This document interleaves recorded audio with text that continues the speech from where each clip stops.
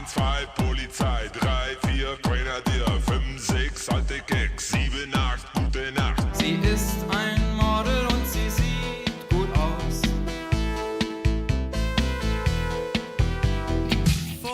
3, 2, 1. Earth below us, drifting, falling, floating, weightless, calling, calling.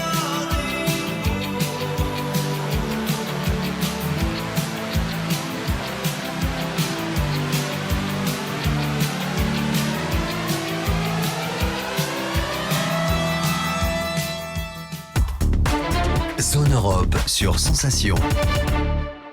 Avec le soutien financier du Fonds citoyen franco-allemand. Bonsoir et bienvenue dans ce nouveau numéro de Zone Europe sur Radio Sensation et sur TV78, une émission spéciale enregistrée à Berlin, en Allemagne, avec le soutien du Fonds citoyen franco-allemand. Nous parlerons dans cette émission de la législation sur le cannabis, de spectacles et aussi des traditions de Noël avec nos Sansa reporters, Anna Schutz et Cécilia Rove. Elles partageront avec nous leurs découvertes et leurs rencontres. Mais tout de suite, il va être question du devoir de mémoire. J'ai rendez-vous avec Christine Gloning. Elle est responsable du centre de documentation sur le travail forcé.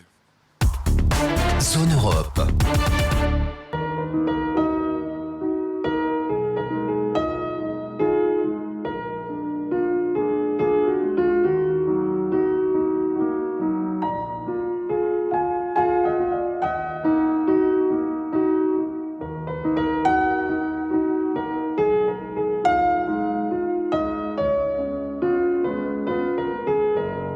Bonjour Christine Gloning. Bonjour. Merci d'être avec nous dans Zone Europe. First, can you introduce... Pouvez-vous nous présenter l'exposition ? Cette exposition est dédiée au camp de Lichterfelde Sud, situé au sud de la ville de Berlin. Nous racontons l'histoire d'un camp de prisonniers de guerre français encore inconnu, il y a quelques années. Environ 2500 hommes étaient internés dans ce camp de travail et condamnés au travail forcé. Nous racontons l'histoire de ce camp, mais nous racontons aussi l'histoire de ce site historique redécouvert il y a quelques années et l'histoire de l'engagement de citoyens et citoyennes qui ont lutté pour que cet endroit et ces baraques, qui existent encore, soient préservés et qu'on en fasse un lieu d'apprentissage et de commémoration. Und dort zukünftig ein Lern- und Gedenkort entsteht. Pourquoi avoir fait cette exposition ? Wir stellen fest, dass in den letzten Jahren in Berlin Nous avons constaté au fil des dernières années que l'on découvre encore d'anciens camps de travail à différents endroits de Berlin. C'est lié au fait qu'on construit beaucoup à Berlin, notamment des immeubles d'habitation et des écoles. Et régulièrement, on découvre des sites dont on ignorait l'existence. Des endroits où logeaient des travailleurs et travailleuses forcés pendant la Seconde Guerre mondiale qui travaillaient à différents endroits dans la ville. Et nous avons pris cet exemple de Lichterfelde Sud pour raconter l'histoire d'un camp presque entièrement tombé dans l'oubli et le fonctionnement du système de gestion des prisonniers de guerre de Berlin. Il y avait le Stalag 3D, le grand camp central. Et contrairement à d'autres endroits organisés autour d'un camp central, à Berlin, il y avait un réseau de différents camps. Et le camp de Lichterfelde Sud était l'un des plus grands camps et l'un des plus importants. Quelle est la réaction des visiteurs ? Qu'est-ce qu'ils apprennent à travers ce projet ?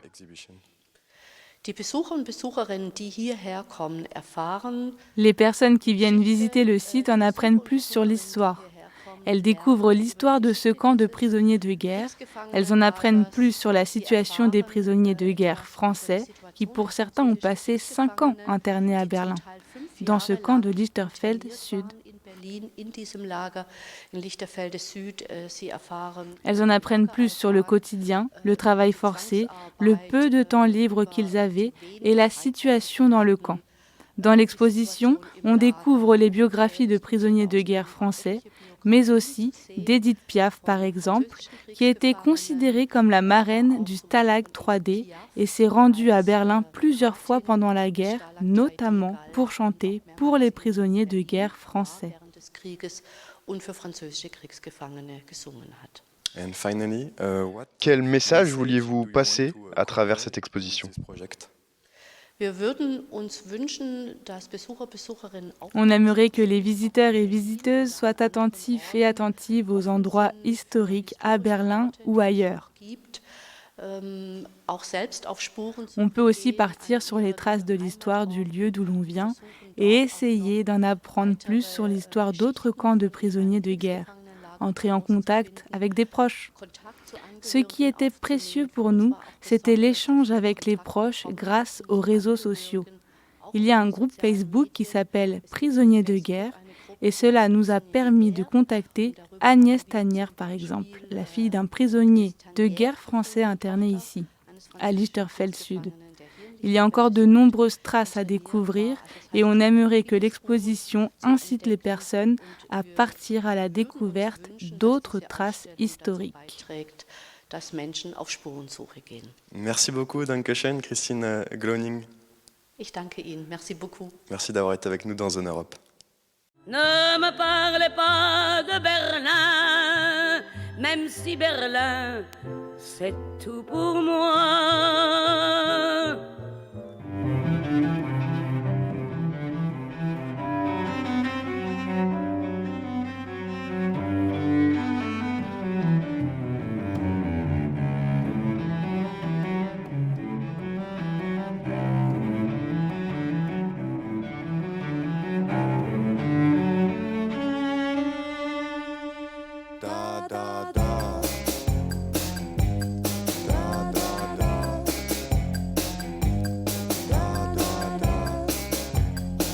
Alles klar, Herr Kommissar.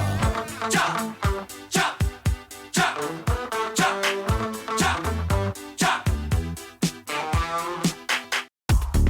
Zone Europe. Nous voici sur la Bebelplatz. C'est ici que se déroule jusqu'au 31 décembre le Weihnachtszauber, l'un des plus célèbres marchés de Noël de Berlin. Et je suis entouré pour cette émission de nos Sansa reporters. Bonsoir Cécilia, Rove et Anna Schutz. Bonsoir. On va s'intéresser d'abord au cannabis avec Anna. L'Allemagne envisage une légalisation du cannabis à usage récréatif. Effectivement, Corentin, je me suis rendue au musée du Chanvre, un lieu unique à Berlin, pour y rencontrer Steffen Geier, président du Cannabis Social Club allemand, un fervent militant de la légalisation du cannabis. Que signifie la légalisation du cannabis ? La légalisation du cannabis signifie tout d'abord que dans notre société, beaucoup de gens pourront vivre une vie plus libre et plus saine. Nous avons un grand problème en ce qui concerne la circulation clandestine de cannabis, avec des addictifs nocifs pour la santé, des diluants, des cannabinoïdes synthétiques et tout cela prendra fin. On n'observe pas ce phénomène dans la vente d'alcool en Allemagne et cela permettra à la police de s'occuper des crimes plus importants. Donc des cambriolages, des vols de véhicules, des viols, toutes ces affaires qui ne sont pas traitées aujourd'hui car on chasse les petits fumeurs. Quelles conséquences, négatives ou positives, cette légalisation pourrait-elle avoir ? En Allemagne, la légalisation créera 10 000 nouveaux emplois. Je pense que ce sera une évolution positive pour notre société. Cela générera également un revenu fiscal de 2 à 4 milliards d'euros annuels qui rend flou actuellement les caisses de la mafia. Je vois cela comme une évolution positive. Il y aura également des perdants, surtout les personnes sans permis de travail qui dépendent du revenu généré par le trafic de cannabis, trafic d'une substance peu dangereuse comparée à d'autres substances. Ceux-là seront en difficulté lorsqu'il n'y aura plus de consommateurs qui viendront acheter ici à la sauvette au Goldseeler Park. Ils devront se trouver une autre activité qui les exposera potentiellement à plus de violence et de répression. Mais la société, dans son ensemble, bénéficiera de ce changement. Nous aurons un accès facilité au cannabis médical, nous verrons une renaissance du chanvre industriel. Tous ces effets sont les retombées positives de la légalisation que nous ne pouvons pas encore chiffrer. Quelles sont les actions que vous menez en faveur de cette légalisation ? Quel obstacle reste-t-il à franchir ? Nous nous trouvons au musée du Chanvre à Berlin. Depuis 1994, nous faisons un travail de sensibilisation et d'éducation classique. Nous informons des personnes de 6 à 66 ans tous les jours sur les nombreux usages de cette plante. Nous expliquons qu'il ne s'agit pas juste de quelques fleurs dans un sachet plastique, mais qu'elle a un grand potentiel pour l'être humain. Et bien sûr, nous nous occupons aussi de la politique. J'organise notamment la plus grande manifestation pour la légalisation du cannabis en Allemagne. Une fois par an, nous organisons la parade du chanvre et parlons directement avec les représentants politiques. Mais je suis également engagé à d'autres niveaux. Je participe à des débats publics et essaie de convaincre les sceptiques, ceux qui ont peur de la légalisation, que ce sera un plus pour la société de se défaire de cette interdiction erronée. On est ici au musée du cannabis. Qu'est-ce que le public vient chercher?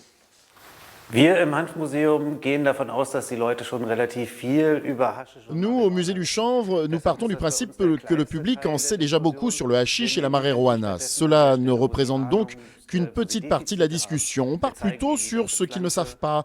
On leur montre la plante dans son entièreté, on leur explique les différentes parties de la plante et son importance pratique, par exemple en tant que matériau textile, pour la production de papier, pour l'alimentation sous forme de graines et d'huile. On se concentre sur le potentiel médical du cannabis et enfin, tout à la fin, on parle de ce qui préoccupe le plus les gens. Le cannabis et la politique des 50 dernières années. Il faut clarifier quelques aspects, surtout au niveau des personnes plus âgées. Nous avons constaté qu'il y a beaucoup de craintes autour du cannabis qui ne sont pas forcément justifiées.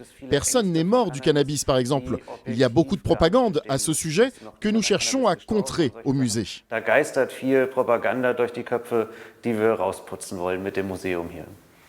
À présent, avec Cécilia, on va découvrir une artiste spécialiste de l'effeuillage. Ici, en Allemagne, on la considère comme une référence dans le milieu du burlesque. Il s'agit de Marlene van Steenweg. Elle est elle-même à l'origine d'un festival, Cécilia. Exactement, Corentin. En fait, le burlesque, c'est un peu la grand-mère du striptease. Femmes comme hommes viennent en fait jouer avec leur corps avec glamour, mais aussi avec humour, pour venir faire passer des messages et également raconter une histoire. Marlene van Steenweg, en fait, elle est venue raconter à la caméra de Radio Sensation les spécificités du burlesque et du cabaret allemand. Bonjour Marlene van Steenweg.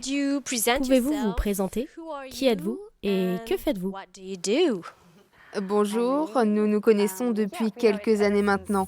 Je suis une danseuse de burlesque depuis plus de 10 ans, basée à Berlin, directrice du festival burlesque de Berlin et de Hambourg, et aussi de l'Académie burlesque de Berlin.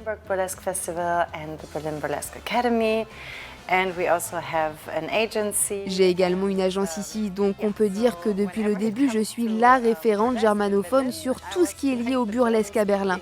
Cela m'a permis de faire énormément de choses, car il n'y avait personne d'autre dans le milieu.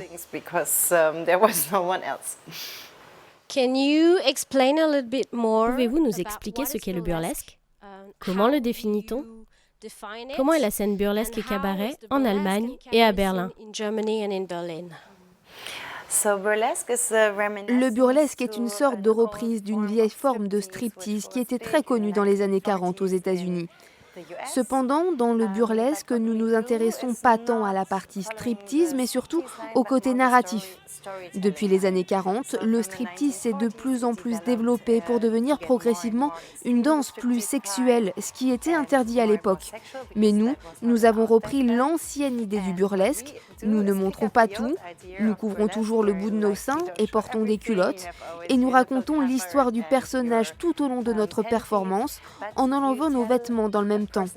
Pour nous, le côté sexuel ne constitue pas le point central de nos prestations, contrairement à ce qui est fait dans le striptease. Ce qui nous intéresse, c'est l'histoire de la personne qui fait du burlesque et ce qu'elle raconte. À la fin, nous célébrons qui nous sommes et les personnes incroyables que nous sommes. Y a-t-il un style particulier, des spécificités dans le burlesque allemand?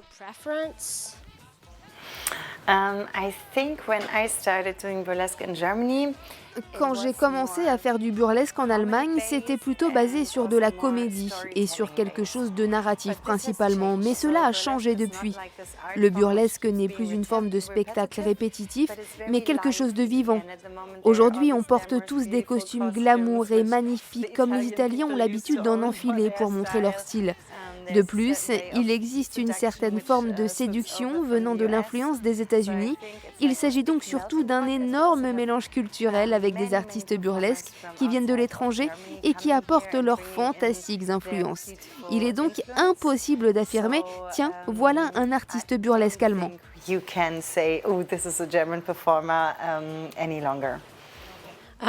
Quelles sont les sources d'inspiration du burlesque?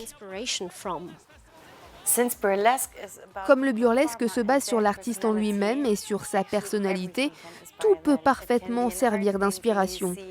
Un tableau qu'on a vu, un livre qu'on a écrit, une musique, et pas uniquement le jazz, ça peut être aussi du rock'n'roll, quelque chose de très moderne, peu importe. Il n'y a pas de limite concernant l'inspiration de chacun. C'est aussi cela qui fait le charme du burlesque, car à la fin d'un spectacle, tu restes toujours la même. Tu peux voir quelqu'un à moitié nu sur scène, mais ce qui est spécialement intéressant, c'est de voir comment cette personne en arrive jusque-là. C'est vraiment ça l'enjeu. C'est là que l'on retrouve les idées et surprises les plus formidables.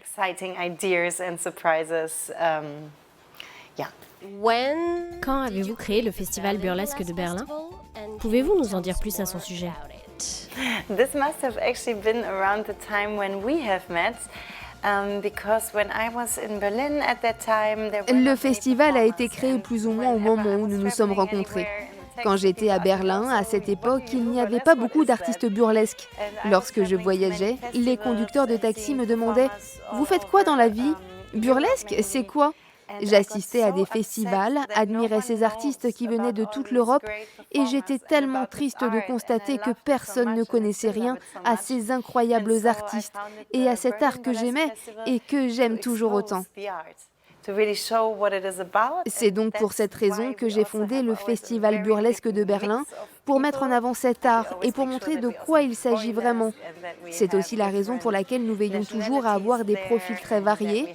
On s'assure d'avoir à chaque fois des boylesques, des gens de différentes nationalités, des spectacles un peu dingues, charmants, glamour. Tout cela donne une explosion de joie, beaucoup de liberté et confère une grande force aux participants. De plus, nous avons un public merveilleux qui est presque devenu une famille. Lorsqu'on assiste à un festival où 40 femmes célèbrent leur propre identité, vous pouvez facilement imaginer le type de public intéressé. Un public qui aime voir des gens se divertir. Nous avons réussi d'ailleurs à créer une très belle communauté qui ne cesse de grandir avec le festival. Celui-ci est organisé dans les salles historiques berlinoises que sont Wintergarten et Heimathafen-Neukölln.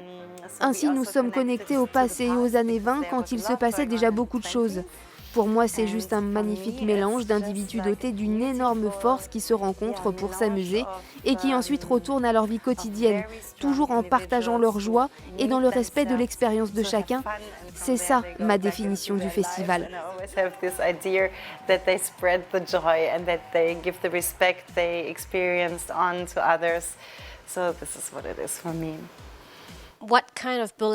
Quel style de numéro recherchez-vous?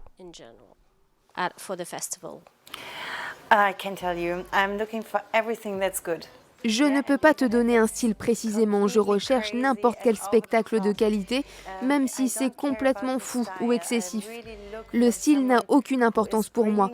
Je cherche vraiment des artistes qui mettent tout ce qu'ils ont sur scène, avec la grande diversité de styles et d'artistes qui existent. Je ne suis pas intéressée en soi par l'enchaînement de 10 beaux spectacles, mais vraiment par la diversité. Différentes couleurs de peau, différentes formes de corps, tout cela avec un très haut niveau qui se traduit selon moi dans le caractère et l'expression que déploie chaque artiste dans sa performance et non pas par la fantaisie du costume ou son prix. Non, vraiment pour moi, la haute performance est portée d'abord par la personne. Le burlesque m'a aussi permis de réaliser que j'aimais les gens. Je ne le savais pas avant. Avant, j'étais plutôt du genre à penser « j'aime bien faire mon truc, exprimer mon art et puis foutez-moi la paix ». Les gens n'étaient pas très gentils non plus, mais grâce au burlesque, j'ai pu découvrir la bonté des gens et c'est exactement cela que je recherche, des âmes qui s'expriment librement.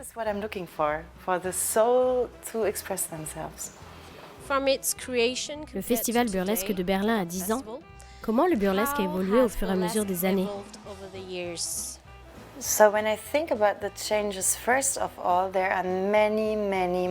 J'aime bien ta question, elle me fait réfléchir.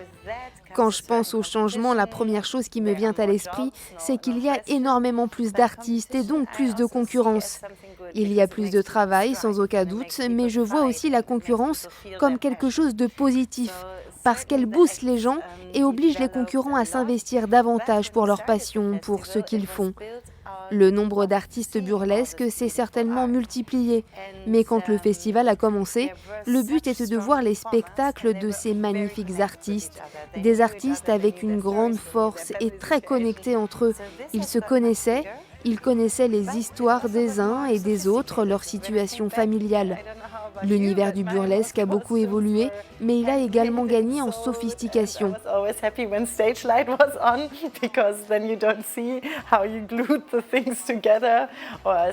Lorsque je pense au passé, je ne sais pas si c'est ton cas, mais la plupart de mes costumes étaient faits à la main et cousus, et j'étais ravie quand la lumière s'allumait sur la scène, car on ne pouvait pas voir comment les pièces étaient collées. Parfois, j'étais obligée de les agrafer. L'univers du burlesque a gagné donc en termes de sophistication puisqu'il y a plus d'argent sur le marché. Je ne veux pas juger de cette évolution. Cela ne fait pas du burlesque un univers meilleur ou pire. Je ne veux vraiment pas juger de cela. Je crois qu'il y a juste plus de personnes qui le pratiquent. Personnellement, je préfère toujours rester proche des belles personnes parce que je ne crois pas vraiment aux alliances, à l'union entre nous et à la création d'un réseau. À mon sens, le plus important est de s'assurer que notre scène et nos coulisses restent des endroits sûrs, peu importe l'ampleur que nous avons pris, que personne ne nous traite de haut ou quelque chose comme ça. On peut donc dire que je fais partie de la communauté hippie du burlesque, je ressens l'amour et je suis contente que celui-ci continue de grandir.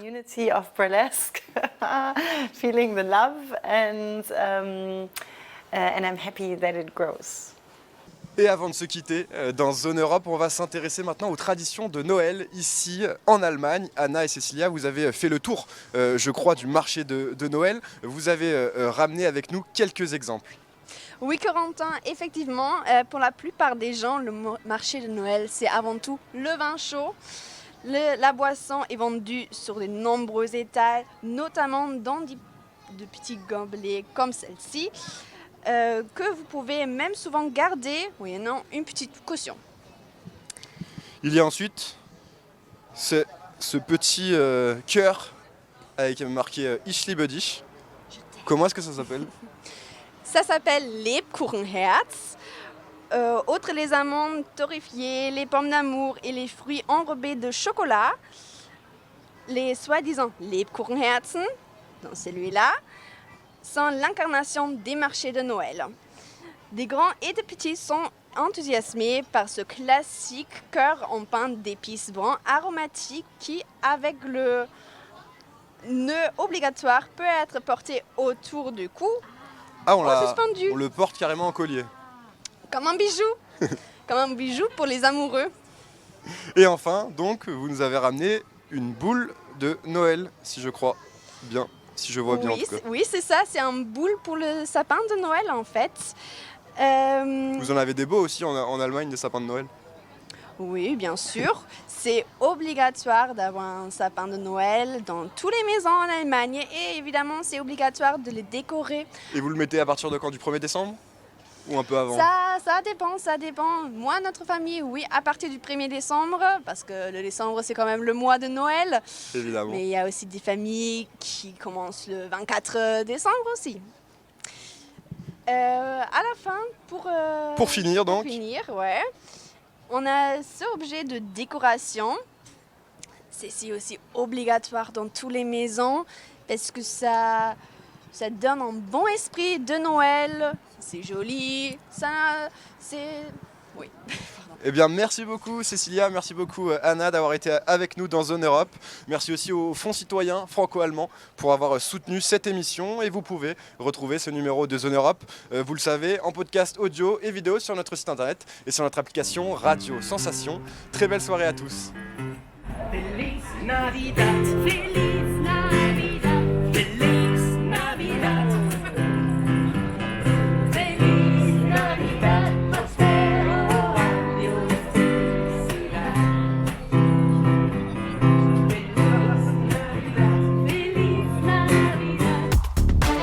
Zone Europe sur Sensation. Avec le soutien financier du Fonds citoyen franco-allemand.